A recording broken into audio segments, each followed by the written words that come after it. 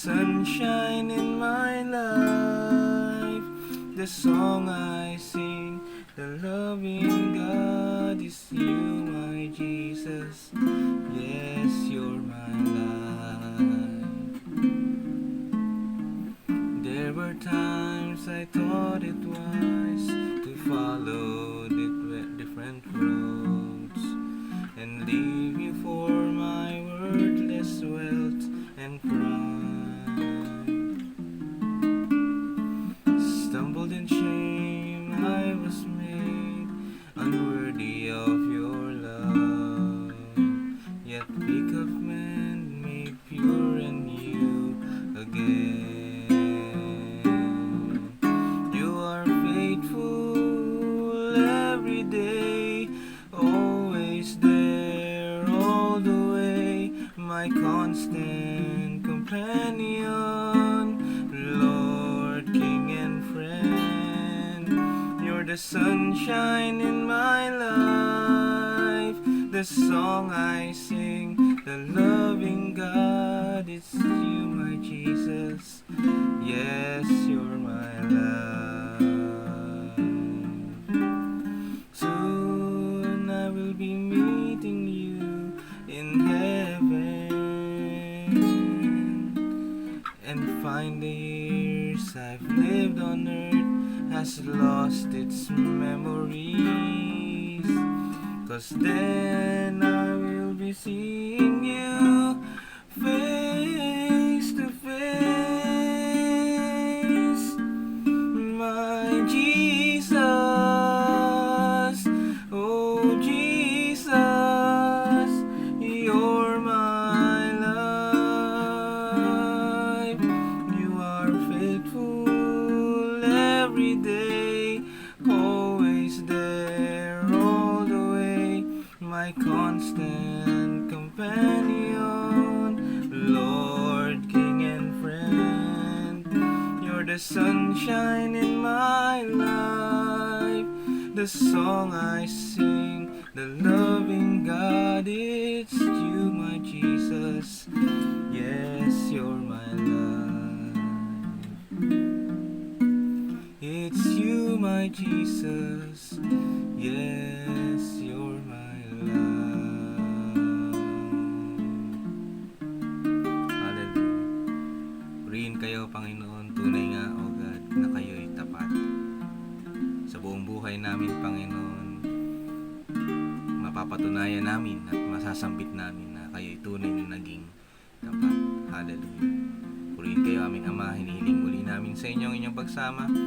Sa akin inyong gagamitin at sa amin na makikinig ang inyong salita sa oras na ito.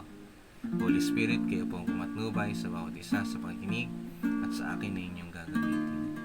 Kayo lamang, Panginoon, ang maitaas sa oras na ito. Sa inyo namin pinagkakatiwala ang lahat. Sa pangalan ni Jesus. Amen. Praise God. Hallelujah. Purihin ng Panginoon. Narito na naman po tayo upang mag-aral ng salita ng Diyos.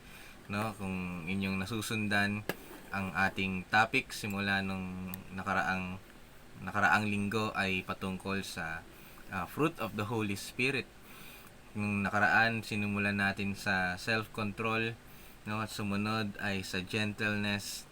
Ngayon naman ay papuntahan naman natin ay faithfulness. Basahin po muna natin ang Galatians chapter 5 verse 22 to 23 sa English. Sabi dito, "But the fruit of the Spirit is love, joy, peace, patience, kindness, goodness, faithfulness, gentleness, and self-control. Against such things, there is no law." Purihin ng Panginoon. Pag-usapan po natin ngayon, kaya nabanggit ko kanina, ay patungkol sa faithfulness, katapatan, pagiging tapat. Sa original Greek text, ang salitang faithfulness ay Greek word na pistis, no? At ang ibig sabihin po nun ay loyalty, no? Constancy, dependability, devotedness, at marami pang iba. O kaya isang karakter na pag-uugali na talagang mapagkakatiwalaan, no? So matotal, ang salitang faithfulness ay nagpapakita ng pagiging loyal. Ngayon talagang committed ka sa isang bagay o magpapakita ka ng talagang lubusang pagsunod sa isang bagay, sa relihiyon o anumang mga pangako. Sa King James Version, mapapansin natin na yung salitang pistis ay na-translate as faith. Dito naman sa isang version ng English, ang pistis ay translated as faithfulness. No? Pero ang kalugan nito ay nagpapakita no, na mas malapit yung faithfulness. So yung faithfulness, ang ibig sabihin nun ay pagiging committed sa isang bagay, sa isang tao, o kaya sa isang reliyon, no? Ang pagiging faithful, no, pagiging tapat, no, kailangan na meron kang kakayanan na lumayo, no, na wag sana na hindi lumayo, no, sa iyong commitment o anumang pangako. Ngayon magtitingin tayo ng ilang mga bersikulo na nagpapakita ng katapatan. No, una po, punta tayo sa unang Korinto, 1 Corinthians chapter 4 verse 2. 1 Corinthians chapter 4 verse 2, babasahin ko po siya sa English at sumunod naman po ay sa Tagalog. Ang gagamitin ko pong version ngayon ay sa verse na ito ay yung Amplified version. Sabi dito 1 Corinthians chapter 4 verse 2, moreover, it is essentially required of stewards that a man should be found faithful, proving himself worthy of trust. Sa Tagalog po, sabi dito, ang katiwalay dapat maging tapat. No? Maganda ang verse nito para sa mga pastor, no, na may mga inaalagaan na mga kaluluwa. Actually, pamatatawag kang pastor kapag may inaalagaan kang mga tupa o mga kaluluwa. Sabi doon yung mga stewards, no, yung mga katiwala, yung mga pinagkatiwalaan, no, ng Panginoon. Kailangan ay maging tapat sa kanyang tungkulin. Kailangan maging tapat, maging faithful sa kanilang tungkulin, no? Kailangan talaga pag binigyan ka ng sa bahay, kapag ikaw ay katiwala ng isang bahay ng iyong amo, no? Kailangan tapat ka rin sa pangangalaga nito, no? Talagang iingatan mo, no? Talagang lilinis-linisin mo para pag may biglang pupunta o biglang bibisita yung amo mo ay maayos siyang tignan. No, ganoon din sa Panginoon. Tayo na mga katiwala, mga pastor na nakikinig po ngayon, na pinagkatiwalaan ng Panginoon ng mga kaluluwa na alagaan, maging tapat po tayo sa paglilingkod. Ang trabaho natin ay hindi lang sa likod ng pulpito na nagsasalita at naghahayag ng salita ng Diyos. No, it goes more than that. No? Lagi natin sila dapat kamustahin, no? Kausapin, no? Bisitahin, no? Inaalala, pinapanalangin, no? Nagiging concern ka dun sa pangailangan ng iyong inaalagaang kaluluwa. Ang mga katiwala ng Panginoon, no, dapat ay maging tapat sa paglilingkod. No? Akala kasi ng iba, ang pagpapastor ay sa likod lang ng pulpito at nagsasalita lang. No? Ang pagpapastor ay talagang parang pagiging ama sa kanyang mga anak. No, talagang iniingatan, inaalagaan, inaasikaso ang kanyang mga anak. Ganon din sa mga pastor, no. Kaya nga madalas ang pastor nagiging father figure, no, sa lahat ng mga Kristiyano, no. Dahil yun yung yung mga pastor ang nagiging kanilang mga father figure, no, father of faith, no. Ama sa pananampalataya, no, dahil sa paraan ng pangangalaga. Kaya mga kapatid, mga kapwa ko pong pastor, no, maging tapat tayo, maging faithful tayo sa pagiging lingkod ng Panginoon. No, hindi yung pawala-wala, kundi yung talagang binibigay mo yung pinakamabuti sa iyo. Ano man ang mangyari, no, maging mabuti, maging tapat sa paglilingkod, maging tapat na katiwala ng Panginoon. Isa pa pong verse, punta tayo sa Proverbs chapter 5, verse 15 at 20 to 21. Proverbs chapter 5, verse 15, 20 at 21. Babasahin ko na lang po siya sa English. Sabi dito, Be faithful, verse 15, be faithful to your own wife and give your love to her alone. Verse 20, son, why should you give your love to another woman? Why should you prefer the charms of another man's wife? Verse 21, the Lord sees everything you do. Whatever you go, wherever you go, He is watching. So, umpisang-umpisa pa lang, alam natin kung saan patungkol ito, no? Sa mga asawang lalaki. Sabi dun sa verse 15, no, maging tapat, no, sa inyong asawa. Be faithful to your own wife. Tapos ang ganda lang sinabi sa bandang dulo ng verse 15, give your love to her alone. Pagmamahal mo ay dapat sa kanya lamang, hindi sa iba pang mga babae. Yung pagmamahal mo para sa iyong asawa ay dapat sa asawa mo lang, hindi sa iba. Napaka straightforward yung verse na ito. Mga asawang lalaki, maging tapat sa inyong asawa. Sabi naman sa verse 21, sabi dito, ang ganda ng sinabi, the Lord sees everything you do. Nakikita ng Panginoon yung lahat ng ating ginagawa. Saan man tayo magpunta, sabi doon, wherever you go, He is watching. Saan man tayo magpunta, saan man tayo naroroon, nakikita tayo ng Panginoon. Nakatingin ng Panginoon. No? Sa kasong ito, no, marami kasing mga asawang lalaki, no, lalo sa panahon ngayon, yung pakikiapid sa iba, sa asawa ng iba. Tama ba yung term ko? Hindi ko kasi ganong alam.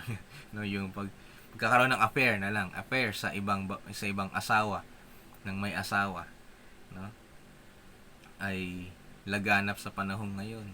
No, hindi talagang parang normal na lang, pero it's wrong, no.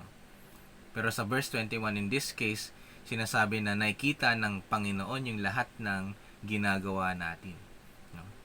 At kahit alam natin yun, mga Kristiyano nakakatawa. Kasama na po ako dun, no? Mga Kristiyano nakakatawa. Kahit alam natin na nakikita ng Panginoon yung lahat ng ating ginagawa, no? Kumikilos pa rin tayo ng hindi tapat sa Kanya. Kumikilos tayo na parang hindi siya nakatingin. Parang nakatago tayo. Kumikilos tayo ng hindi tapat sa Panginoon. Even though alam natin, nakasulat sa utak natin na nakikita ng Panginoon, pero kung kumilos tayo, para tayong hindi mga Kristiyano. Although alam natin na nakikita tayo ng Panginoon. Yun ang nakakatuwin. Kanina ko lang rin na-realize na, sabi ko, nga, no? Alam naman natin na nakikita tayo ng Panginoon, pero kung kumilos tayo, parang hindi niya tayo nakikita. Walang nakabantay sa atin. So, sinasabi dito sa Proverbs chapter 5 na maging tapat, no, sa kanyang asawang babae. Ngayon naman, sinasabi rin sa Biblia na yung mga asawang babae ay dapat respetuhin naman yung mga asawang lalaki nila. No? Kala nyo nakalusot kayo, no? Sabi sa Ephesians chapter 5 verse 33, sabi dito, nevertheless, each individual among you also is to love his own wife even as himself. Para sa mga asawang lalaki. Para sa mga asawang babae naman, sabi dito, and the wife must see to it that she respects her husband. Dapat may mabuting relasyon ng bawat mag-asawa sa isa't isa. No? Parehas dapat maging tapat. Ano man ang maging mangyari, dapat maging tapat sa kanyang mga asawa. Kahit matindi ang temptation, maging tapat sa kanyang asawa. So Luke chapter 16 verse 10. Sabi dito, Luke chapter 16 verse 10. Hindi na po ako magsasalita ng matagal dahil ayoko na naman mag-overtime. Luke chapter 16 verse 10. Sabi dito, He who is faithful in a very little thing is faithful also in much.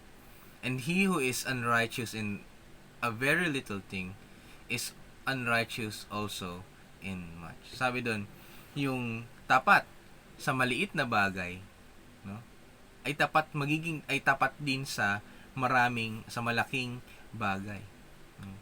Nabanggit dito sa verse na to, sa pinaka-konteksto ay nabanggit yung sa pera. No, pag hindi ka tapat sa maliit na kayamanan, hindi ka rin magiging tapat sa malaki. No? Ang basihan talaga ng katapatan, no, na nakikita sa maliliit na bagay. No? Ngayon, sinasabi dito, kung hindi ka magiging tapat, no, sa mga maliliit na bagay, no, hindi ka magiging tapat din. Hindi ka magiging mapagkakatiwalaan din sa mga mabibigat o malalaking bagay. Nabanggit rin dito, no? And he who is unrighteous in very little thing is unrighteous also in much. Kung hindi ka maging tapat, no? Kung hindi ka namumuhay ng tapat na maayos o kung hindi ka nagiging ano ba sasabihin? Kung hindi ka makapamuhay ng maayos sa maliit na sitwasyon, sa maliit na bagay, hindi ka rin makapamuhay ng maayos talaga sa malalaking bagay.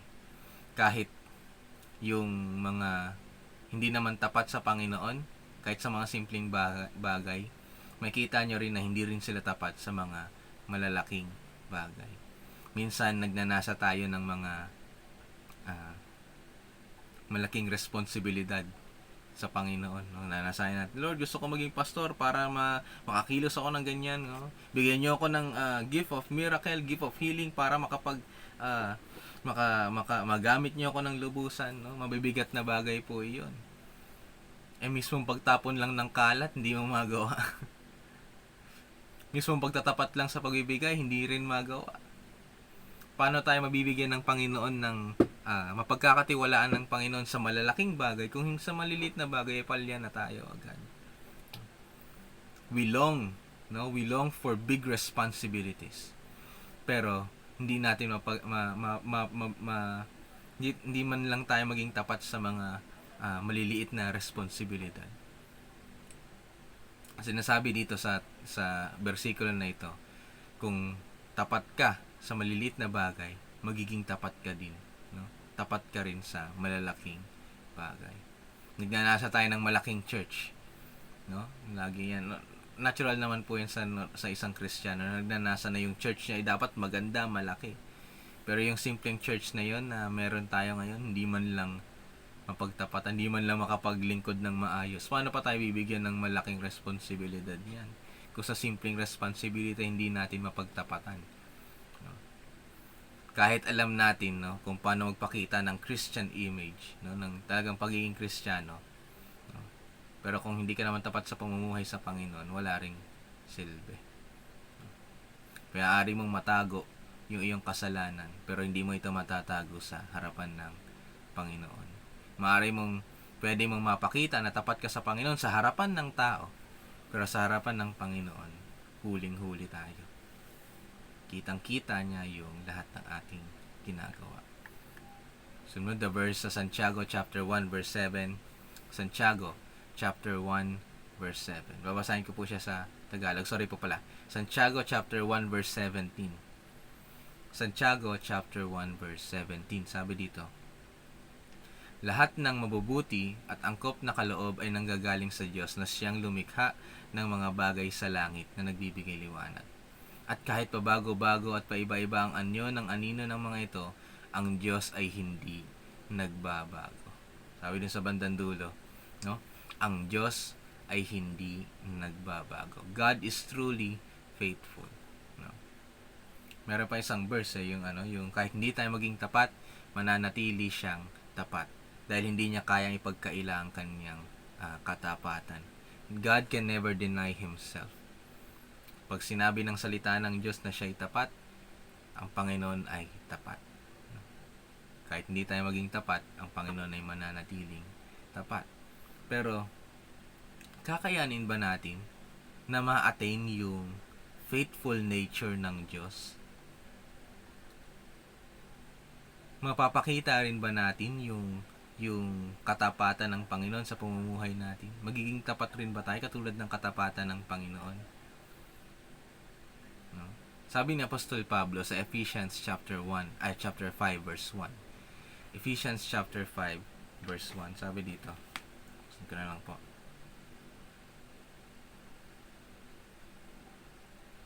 Ephesians chapter 5 verse 1. Tularan niyo ang Diyos dahil kayong lahat ay minamahal niyang anak. Sabi sa English, be imitators of God as dear children. Inuutusan tayo na tularan natin ng Panginoong Diyos bilang dahil tayo mga anak niya. Pastor, paano yun? Kakayanin ko ba yun? Ako nga, hindi ko mapagtapatan mismo yung kahit asawa ko, hindi ko makapagtapat ng maayos Simpleng responsibility, hindi ko magawa. Hindi ko magawang pagtapatan. Sa pamamagitan ng kapangyarihan ng banal na Espiritu na nasa sa atin, kakayanin natin na maging tapat tulad ng Panginoon. At katulad ng lagi kong sinasabi noon, nasa sa atin na po yung faithfulness. Simula nung nakakilala tayo sa Panginoon at nilagay ng Panginoon ng kanyang Espiritu sa atin, nasa sa atin na po yung bungang iyon. Ang kailangan lang natin gawin ay i-manifest. It is already in us, we just need to manifest it. Sa tulong ng banal na Espiritu. Magugulat po kayo kapag ninasa talaga natin na mamuhay ng tapat, maging faithful.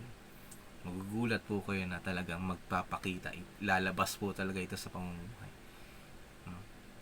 It is a fruit, bunga ng ating pagkakilala sa Panginoon. Bunga na nanggagaling sa banal na Espiritu. It must be in us. And it is in us, but we need to manifest it by the help of the Holy Spirit. Sa Proverbs chapter 2, verse 7 to 8. Proverbs chapter 2, verse 7 to 8. Sabi dito, sa English, He holds success in store for the upright. He is a shield to those whose walk is blameless. For He guards the course of the just and protects the way of His faithful ones. Ito naman yung isa sa mga benefit. Kung ikaw ay faithful sa Panginoon. Kung ikaw ay tapat na namumuhay sa Panginoon. Sabi doon, He protects the way of His faithful. Pinoprotektahan ng Panginoon yung mga hakbang, yung paghakbang ng kanyang mga lingkod na tapat. San ka man magpunta, san ka man naroroon, protektahan tayo ng Panginoon. But first, we need to be faithful to God. Kailangan maging tapat tayo sa Panginoon. And it will be sure, kapag tapat tayo sa Panginoon, tapat din siyang iingatan tayo. If we are faithful to God, He will be also faithful in protecting us. Hallelujah. Purihin ang Panginoon. Naniniwala po ba kayo doon, mga kapatid? He will be faithful in protecting us. Sa Tagalog, iniingatan niya ng namumuhay ng matuwid, matapat at walang kapintasan. Binibigyan din niya sila ng katagumpayan. Hindi lang tayo iingatan ng Panginoon. Kapag tayo ay tapat na namumuhay sa Kanya, ibibigyan din niya tayo ng katagumpayan. He will also give us success. But still, we need to be faithful to God. Pastor, ang hirap naman yan, Tulad ng sinabi ko kanina sa nakaraang verse, It's already in us. Nasa sa atin na ang faithfulness. But we need to manifest it with the help of the Holy Spirit. Hallelujah. Sabi dito, ito na yung pinakahuling verse na babanggitin ko po.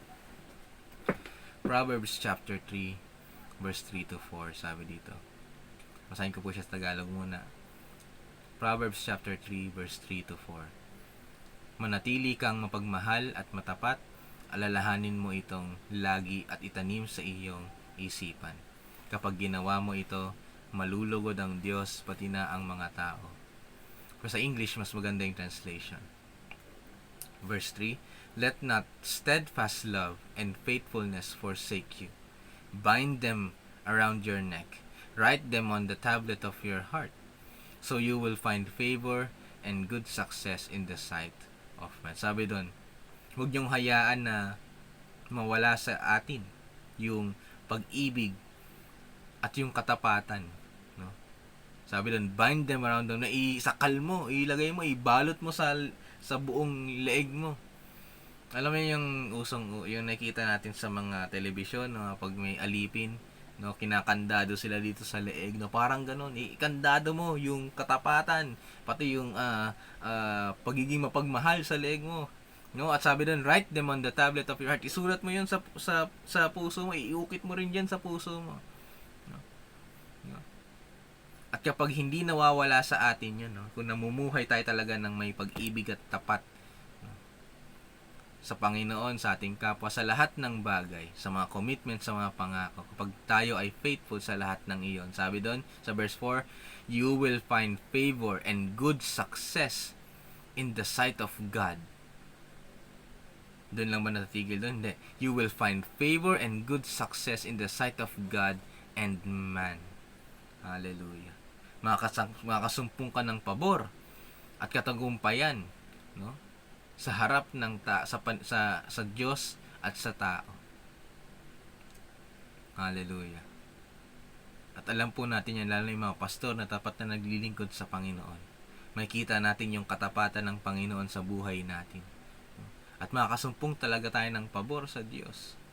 At hindi lang sa Diyos, pati sa tao. Naalala ko nga sa Taiwan, nung nagpapasimula si Daddy, nakilala niya yung mga kapastoran sa isang organisasyon sa Taiwan, no? At pinakilala siya na ito, i-sponsor na natin, sa papel lang naman, para makapagtayo siya ng church dito, ganun, sabi ng isang pastor na Taiwanese. At yung buong board, nagtulong-tulong na, sige, kami, kung kailangan mo ng upuan, meron kaming mga extra upuan dun sa ospital, bibigay namin sa inyo. O sige, yung kalahati ng renta, bibigay din namin sa inyo, monthly, ganun. Marami pang iba. Kapag tapat tayo maglilingkod sa Panginoon, no? Makakasumpong tayo ng pabor sa tao. Lalo't higit sa Panginoon. And He will give us good success. Hallelujah. Hindi yung success out of the bad things that we do. No. Success out of the good things that we do. Hallelujah. Kasi merong success na dinadaan sa dahas. Pero ito, success na dinadaan sa mabuting bagay. Katulad ni, dito na po magtatapos, no? Katulad ni Joseph, the dreamer. No? Paano siya naging matagumpay sa lahat ng pagsubok at mga panunukso na napagdaanan niya? Kasi naging tapat siya sa Panginoon. Yun yung kanyang sikreto. Kaya siya naging matagumpay. Naging tapat siya sa Panginoon. Hindi niya kayang talikurin. Hindi niya kayang magkasala sa harapan ng Panginoon. At kahit masalimuot ang kanyang naranasan, sa pinakadulo ng kanyang buhay, siya'y naging matagumpay. Hallelujah. Alam din natin na naging servant siya. No? Hindi nagkakamali si Potiphar. Naging servant siya ni Potiphar at napagkatiwalaan siya ni Potiphar dahil mabuti siyang lingkod, no? Mabuting alipin, pinagkatiwalaan siya, naging manager siya ng kanyang buong ari-arian ni Potiphar. Napagtapatan niya yon, gawa lang kaso nga lang nawala siya doon dahil alam natin gawa ng panunukso ng asawa niya. Pero nung naging tapat siya sa malit na bagay na iyon, after nun, sa bandang dulo, naging katiwala naman siya. Second position, na mataas na position sa buong Ehipto. Napagkatiwalaan siya sa malit na bagay, sumunod naman sa bandang dulo, napagkatiwalaan siya sa malaking bagay. Hallelujah. Marami tayong mararanasan sa pagiging tapat. Faithfulness to God. Marami tayong may experience na sakit. But if we will remain faithful, no, success will come at the door. Pagkatapos ng lahat ng pagsubok na iyan, pagtitiis na iyan, kung mananatiling tapat tayo sa Panginoon, success is waiting. Katagumpayan ay naghihintay lamang sa atin. But still, we need to remain faithful. Faithfulness remains, whatever the situation may be. Ang katapatan na pagiging tapat ay nananatiling tapat anuman ang mangyayaring sitwasyon. Anuman ang sitwasyon ng mangyayari. Kung ikaw ay tapat, anuman ang ibato sa iyo ng kaaway, anuman ang maging sitwasyon, anuman ang danasin natin, mananatili tayong tapat. Hindi natin pwedeng sabihin na tapat tayo, pero sa banda roon bigla tayong tatalikod sa Panginoon. No, that's not faithfulness. Faithfulness remains whatever the circumstance may be. Hallelujah. Purihin ang Panginoon. Katulad ng inawit ko po kanina, ang Diyos ay tunay na tapat. At sa mga matagal nang nakilala sa Panginoon, matagal ng Kristiyano, alam natin po yan sa buhay natin, kung paano naging tapat ang Panginoon. Sinasabi ni Apostol Pablo, be imitators. No? Yung katapatan, yung faithful nature ng Panginoon, no, ay pwede rin nating ma-attain, no, sa tulong ng Banal na Espiritu. Kasi kasama na yon sa bunga ng Espiritu na nasa sa atin. Lagi kong pinapaulit-ulit, it's already in us. We need to manifest it. We just need to manifest it. Tayo po'y manalangin. Hallelujah. Awitin ko na lang po yung chorus nito at tayo mong nanalangin na. Ang inawat ko kanina. Hallelujah. You are faithful every day, always there all the way, my constant companion, Lord, King and friend. You're the sunshine in my life, the song I sing, the loving God. It's you, my Jesus. Yes, you're my life. Pagkatapos ng lahat ng mararanasan natin dito sa mundo, at pagdating doon sa piling ng Panginoon, mga kapatid, magiging sulit yung pagtatapat natin sa Kanya. Sabi doon sa bridge, soon I will be meeting you in heaven. Yes, hallelujah. And find the years I've lived on earth has lost its memories, 'cause then I will be seeing you face to face, my Jesus. Oh Jesus, you're my life. You are faithful every day, always there all the way. Hallelujah. My constant companion, Lord, King and friend. You're the sunshine in my life, the song I sing, the loving God. It's you, my Jesus. Yes, you're my life. It's you, my Jesus. Yes, you're my life. Hallelujah. Purihin kayo, aming Ama. Holy Spirit, ang aming hiling sa oras nito. Tulungan niyo kami, Panginoon, na mag-manifest yung bunga na faithfulness sa buhay namin. And that will help, Panginoon, para kami mas maging lubusang tapat sa iyo. Hallelujah. Salamat sa inyong mensahe, aming Ama. Nawa ay mangyari ito, maganap ito sa buhay ng bawat isa. Purihin kayo, Panginoon, sa inyong lahat ng papuri at pasasalamat sa pangalan ni Jesus. Amen. Hallelujah. Mga kapatid, ini-encourage ko po kayo na i-share natin yung lahat ng devotion. Araw-araw. Ako lagi kong sineshare yun araw-araw. At madalas pa nga, ina-add ko na rin o ina-accept ko na din yung mga hindi ko kilala sa pagbabaka sakali na makita nila yung isa sa mga devotion, makasumpong sila ng pag-asa sa Panginoon at makasumpong sila ng kaligtasan. Kaya anuman, sino man yung nagsasalita, lahat ng devotion, lahat ng live services, share natin. Ako, ang pinaka-commitment ko na sa Panginoon, share ko na yung lahat ng devotion. Talagang araw-araw pinipilit ko na ma-share po yun. Para kung merong makasumpong, makasumpong sila ng pag-asa sa Panginoon. May mga reports na, may mga nangyari na dahil sa devotion, nagkaroon na ng Bible study sa lugar na yon, na follow up na, na nakabalik sa Panginoon dahil sa gano'n, na nakatanggap ng mensahe sa Panginoon, makapanumbalik. Marami na naging resulta yung devotion na ito. Kung gusto natin no, na talagang magamit ng Panginoon kahit sa simpleng bagay, no. I-share po natin lahat ng services, no, yung mga devotions, no, para sa ikalalago at ikalalawak ng gawain ng Panginoon. God bless po sa bawat isa. Sa Diyos ang lahat ng papuri. Pagpalain po kayo ng Panginoon. San man po kayo naroon, maging tapat tayo sa paglilingkod sa Panginoon. To God be the glory. God bless po.